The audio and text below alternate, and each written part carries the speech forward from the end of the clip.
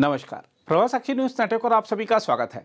Madras high court ने एक महत्वपूर्ण फैसले में तिरुपुरन कुंद्रम पहाड़ी के दीपथून पर कार्तिकेय दीपम जलाने की अनुमति को बरकरार रखा है। अदालत ने स्पष्ट शब्दों में कहा है कि यह परंपरा सदियों पुरानी है और इसे रोकने का कोई संवैधानिक या कानूनी आधार नहीं है। अदालत ने साथ ही राज्य सरकार द्वारा कानून व्यवस्था के नाम पर लगाए गए प्रतिबंधों को निराधार और कल्पनाजन्य करार दिया। न्यायालय ने कहा कि जिस स्थान पर दीपम जलाया जाता है वह मंदिर से जुड़ी पारंपरिक धार्मिक व्यवस्था का हिस्सा रहा है। केवल आशंका के आधार पर किसी धार्मिक परंपरा को रोका नहीं जा सकता। अदालत ने यह भी रेखांकित किया कि धार्मिक स्वतंत्रता केवल निजी पूजा तक सीमित नहीं है, बल्कि सामूहिक और सार्वजनिक धार्मिक अभिव्यक्तियां भी इसके अंतर्गत आती हैं। हम आपको बता दें कि इस मामले में राज्य सरकार ने दलील दी थी कि दीपम जलाने से सामाजिक तनाव और कानून व्यवस्था की समस्या उत्पन्न हो सकती है।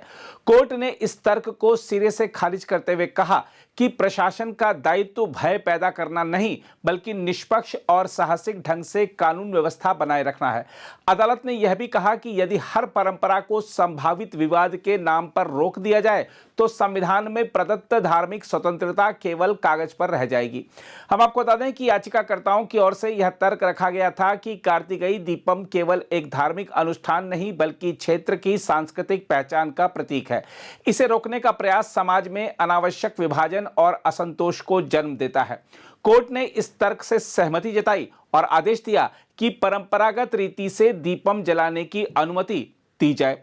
देखा जाए तो मद्रास हाईकोर्ट का यह निर्णय उस मानसिकता पर करारा प्रहार है जो हर हिंदू परंपरा को कानून व्यवस्था के नाम पर कटघरे में खड़ा करने की आदी हो चुकी है। आज सवाल यह नहीं है कि दीपम जलेगा या नहीं, सवाल यह है कि क्या बहुसंख्यक समाज की सांस्कृतिक अभिव्यक्ति को हर बार डर और शक के चश्मे से देखा जाएगा।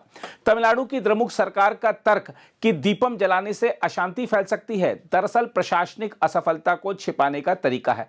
अगर हर धार्मिक आयोजन से पहले सरकार को डर लगने लगे तो फिर शासन चलाने का नैतिक अधिकार किस बात का रह जाता है। अदालत ने ठीक ही कहा कि कल्पित भय के आधार पर मौलिक अधिकारों को कुचला नहीं जा सकता। देखा जाए तो यह मामला उस व्यापक प्रवृत्ति का हिस्सा है जहां हिंदू धार्मिक परंपराओं को बार बार रोकने और सीमित करने का प्रयास किया जाता है। कभी शोर का बहाना बनाया जाता है, कभी पर्यावरण का तो कभी कानून व्यवस्था का। लेकिन आश्चर्यजनक रूप से यही तर्क अन्य समुदायों के मामलों में अचानक गायब हो जाते हैं। यह दोहरा मापदंड समाज में असंतोष और अविश्वास को जन्म देता है। कार्तिकेय दीपम का सामाजिक महत्व केवल आस्था तक सीमित नहीं है, यह पर्व सामूहिकता का प्रतीक है। पहाड़ी पर जलता दीप दूर दूर तक दिखाई देता है और समाज को जोड़ने का काम करता है। जब ऐसी परंपराओं को रोका जाता है तो संदेश जाता है कि बहुसंख्यक समाज की भावनाएं गौण हैं। यही भावना धीरे धीरे आक्रोश में बदलती है और फिर वही आक्रोश सामाजिक तनाव का रूप ले लेता है। इस फैसले का सबसे बड़ा सामाजिक प्रभाव यह है कि लोगों का यह विश्वास और प्रबल हुआ है कि न्यायपालिका संविधान की आत्मा को समझती है। अदालत के आदेश ने यह स्पष्ट कर दिया कि धर्मनिरपेक्षता का अर्थ यह नहीं है कि राज्य केवल एक धर्म के प्रति कठोर हो जाए और बाकी के प्रति नरम। सच्ची धर्मनिरपेक्षता सभी परंपराओं के साथ समान व्यवहार की मांग करती है। यह निर्णय प्रशासन के लिए भी चेतावनी है। उसे समझना होगा कि परंपराओं को दबाने से शांति नहीं आती, बल्कि असंतोष भीतर ही भीतर सुलगता रहता है। बहरहाल, अगर आज अदालत ने दीपम जलाने के अधिकार की रक्षा नहीं की होती तो कल कोई और परंपरा इसी तरह प्रतिबंधों की भेंट चढ़ जाती। वैसे यह फैसला केवल एक धार्मिक जीत नहीं है, यह सांस्कृतिक आत्मसम्मान की पुनर्स्थापना है। यह संदेश है कि डर के नाम पर अधिकार छीने नहीं जा सकते। यह आदेश यह भी संदेश देता है कि अगर समाज चुप रहा तो उसकी परंपराएं एक एक कर खत्म कर दी जाएंगी। दीप तो अब जल जाएगा, लेकिन समाज की चेतना की लौ भी जलती रहनी चाहिए, क्योंकि संभव है राह में रोड़े अटकाने वाले दूसरा प्रतिबंध लगाने के लिए तैयार बैठे हों। खैर, आइए देखते हैं हिंदू पक्ष के वकील अदालती फैसले के बारे में क्या जानकारी दे रहे हैं। Today, the Honorable Division Bench had pronounced its verdict in the Kartikeya Deepam that is to be lighted at the Tirupurangundram Hill. The Honorable Division Bench have disposed of all the writ appeals by certain directions. The Honorable Division Bench has said that the lighting of lamp is a must and it has to be lit at the top of the Tirupurangundram Hill. And they have said the HRNC authorities and the temple administration are duty bound to light the lamp. That is what the Honorable Division Bench has held in the first line. And then they have also said that the lighting of lamps should be done by the Devasthanam or the temple authorities alone, and no public should be allowed. That is the main thing that I have recorded. And further, the court have come down heavily on the government, and they have said, as after the order of the land signatures have been passed, the act that has happened it seemed to be mischievous. If the stand of the government that there could be a law and order problem to be true, then it is obviously either a failure on the part of the state to maintain its law and order, or for the deliberate purpose for the state has taken a stand to support one religion. That is the strong observation by the Honorable Division Bench. They have come down heavily. We are awaiting for the copy of the judgment. Once the copy of the judgment is there, we will be able to give more clarity. The interview could be given in a further clarified manner. Thank you.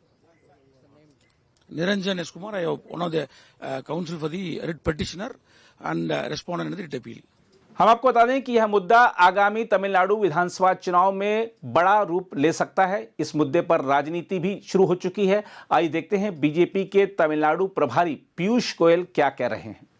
ये देश के लोगों के लिए एक चेतावनी है कि जागो, बचो।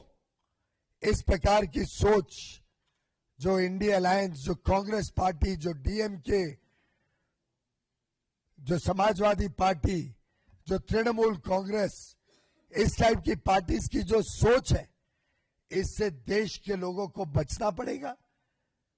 ये चेतावनी फिर एक बार हमारे सामने आई है। ये देश तुष्टीकरण की राजनीति कभी स्वीकारित नहीं करेगा। ये देश हर एक को सम्मानित करता है, हर एक धर्म को सम्मान देता है, और ऐसी पार्टियां जो हिंदू धर्म के खिलाफ काम करती हैं, जो अब कहती हैं हम सुप्रीम कोर्ट जाएंगे, अभी भी उनको ये स्वीकृत नहीं हुआ। इतना बड़ा कोर्ट के जजमेंट के बाद, डिवीजन बेंच के जजमेंट के बाद, उनकी आलोचना होने के बाद डीएमके और कांग्रेस पचा नहीं पा रही है कि हिंदू धर्म की विजय हुई है, उनकी आस्था की विजय हुई है। ये पचा नहीं पा रही है और उनकी तुष्टीकरण उनको सुप्रीम कोर्ट तक जाने के लिए बाध्य करती है। मैं घोर निंदा करता हूं इस प्रकार की सोच का। आई condemn the India alliance, I condemn the DMK led by M.K. Stalin and Udaynidhi. I condemn the Congress party, Samajwadi party, and other Uddhav Thackeray ji and Sharad Pawar ji for their anti-Hindu thinking, and I'm sure the people of India will give them a befitting response at every single opportunity, just like they gave them a response in Bihar, just like they gave a resounding victory to the BJP and our allies in the NDA in Maharashtra Nagar Nigam elections. In every single opportunity, the anti-Hindu forces will be given a fitting response by the people of India. अगर आप भी लेना चाहते हैं देश दुनिया की तमाम जानकारी तो आज ही सब्सक्राइब करें हमारे चैनल को। साथ ही नीचे दिए बेल आइकन को जरूर दबाएं ताकि हर अपडेट आप तक पहुंच सके।